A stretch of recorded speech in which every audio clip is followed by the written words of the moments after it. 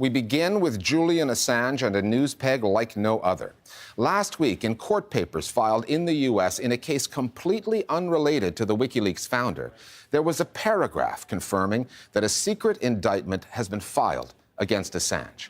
Prosecutors called it an administrative mistake, meaning a supposed clerical error confirmed something that Assange had always feared, but that the U.S. Department of Justice had never admitted. It wants him in jail. It's been more than 6 years now since Assange was granted asylum at the Ecuadorian embassy in London. An investigation into sexual assault-related allegations made by 2 women in Sweden has long since been dropped. But British police say that Assange will be arrested the moment he steps out of that embassy for breach of bail.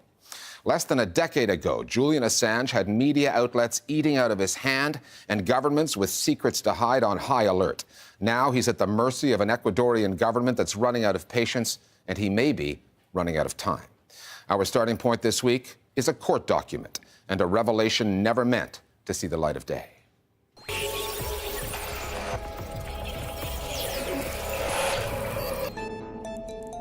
Of all the twists and turns in the Assange story, the initial deluge of classified documents WikiLeaks published, the resulting headlines, the sexual assault-related allegations made in Sweden, the irregularities surrounding those cases, the self-imposed exile on Ecuadorian territory in London, and the 6-year-long waiting game since, this may be the oddest twist of all. A clerical error, a sloppy case of cut and paste that appears to justify Julian Assange's concerns about having to face justice, American style. There's nothing like a cock-up to make the truth come to light. So, there was a filing on a completely unrelated and not very high-profile case in the Eastern District of Virginia, and they had copy and pasted a section from another indictment. And so this indictment about some totally random guy ended up mentioning Julian Assange. What they haven't said is what the charges are and what period of WikiLeaks activity they relate to. The clerical error took place at a court in Alexandria, Virginia, right next door to Washington, where a grand jury has reportedly been investigating Julian Assange since 2010. It will shape an understanding of what the past 6 years of war has been like. Back then, WikiLeaks was in its heyday. The Iraq and Afghan war logs revealed brutal truths about those invasions, confirming war crimes previously denied by the Pentagon. The diplomatic cables would later expose America's duplicity in its dealings with foreign governments. WikiLeaks was partnering with news organizations, heavy hitters like the New York Times, The Guardian, and Le Monde in France, making headlines around the world. By the end of 2010, Le Monde named Julian Assange its Person of the Year. Time magazine's readers did the same, and Rolling Stone called him Rockstar of the Year. Barack Obama's Vice President Joe Biden had another term for Assange, high-tech terrorist. If you go and challenge and threaten and undermine the world's most powerful institutions, as WikiLeaks has done, they are going to impose on you retaliation. There was actually a 2008 U.S. Army report that described WikiLeaks as an enemy of the state and talked about different ways that they could destroy the organization. And we can read about that document because, ironically, it got leaked to WikiLeaks, which then published it on its own website. The left was very excited about WikiLeaks and excited about the fact that things that governments had traditionally kept secret were no longer going to be kept secret. Light them all up. Come on, fire! It seemed to be part of this whole new wave of nothing is secret anymore in the age of the internet. They fear a domino effect. They realize that inside the US intelligence community, there are many people who have seen all sorts of abuses. They are terrified that there could be 100 Chelsea Manning, 1,000 Edward Snowden. They cannot kill Julian Assange. So all they can do is use legal cases against Julian Assange and WikiLeaks, which they have done. In 2010, a legal case was opened against Assange in Sweden for sexual assault, based on the testimonies of 2 women. He denied the allegations and asked to be questioned in London, a common practice in such cases. He said he feared that going to Sweden could lead to an extradition to the US.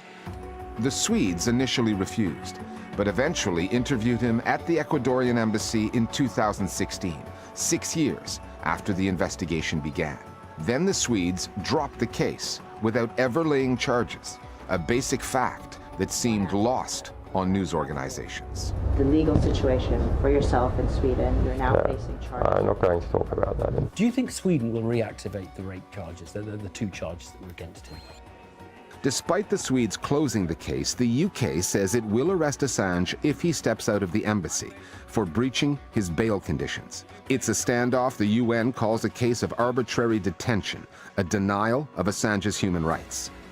Stefania Morizzi is an investigative journalist who has probed how the Assange case has been conducted in both Sweden and the UK. Thanks to my Freedom of Information Act request in Sweden, it was possible to reveal the crucial role of the UK authorities in creating this legal and diplomatic quagmire. For example, advising the Swedish prosecutors to question Julian Assange only after his extradition to Sweden. They write, "Please do not think that the case is being dealt with as just another extradition request." The press was running some stories like Sweden could drop case, says Assange, and the UK authorities wrote to the Swedish prosecutors, "Don't you dare get cold feet." Even Julian Assange's supporters concede that WikiLeaks' practices can be contentious, such as exposing material without redactions. After the failed coup in Turkey in 2016, it published what it called the AKP emails, 300,000 of them. They revealed the personal details of millions of Turks, putting their privacy and much more at risk. Similar complaints have come from Afghanistan, Saudi Arabia, and other countries. And Assange's decision to publish material during the 2016 US election campaign, emails from inside the Clinton team, hacked by persons unknown, but that US intelligence agencies say came via Russia, have damaged WikiLeaks' journalistic standing and infuriated anti-Trump voices in America. It's true that Julian Assange used to be a lot more popular before somebody undermined American democracy with the help of the Russians and gave us this president who is destroying democracy in the United States and threatening the entire world. I don't see Assange as a victim anymore. I see Assange as someone who helped to victimize American democracy. And if Julian Assange is being demonized for that, then count me among his demonizers.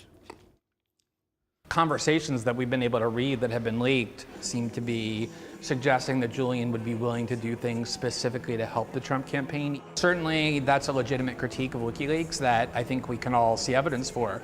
What we've never seen any evidence for is that there's been any even communication, let alone collaboration or cooperation between WikiLeaks and the Russian government, even though for some reason it's now totally acceptable in Western media outlets to simply assert as though it's fact. Julian Assange has said the source of the Clinton emails was not the Russian government, nor was it a state party.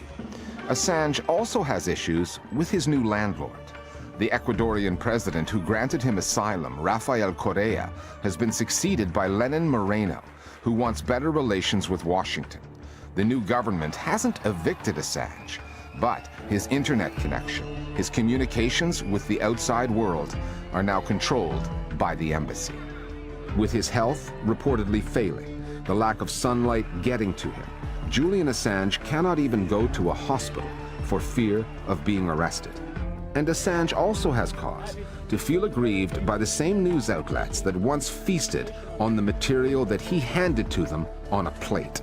Not unlike his Ecuadorian hosts, many of those news organizations have turned against him. If you are in the embassy of a country, you should probably try and be a good house guest. He's also, on multiple times, acted against Ecuador's diplomatic interests. He picked a fight with Spain, which is sort of one of their key European allies. He interfered in the US election, and so, in the end, they will find something to get him out. Or Assange's patience will crack and he'll try and make a break for it. Whatever you think of Julian, whatever you think of WikiLeaks, what has been done to him over the last 6 to 7 years is a very sustained, serious, and deliberate violation of his basic liberties. And yet that has been almost entirely disregarded by the Western media. Instead, the attempt is to make you view him with such disdain and contempt. It's incredibly insidious because what they're doing is essentially the dirty work of those who are violating Julian Assange's rights, being turned over to the US government, being prosecuted for journalism, for publishing documents, has always been his principal worry, and it ought to be the worry of anyone who does journalism anywhere in the world.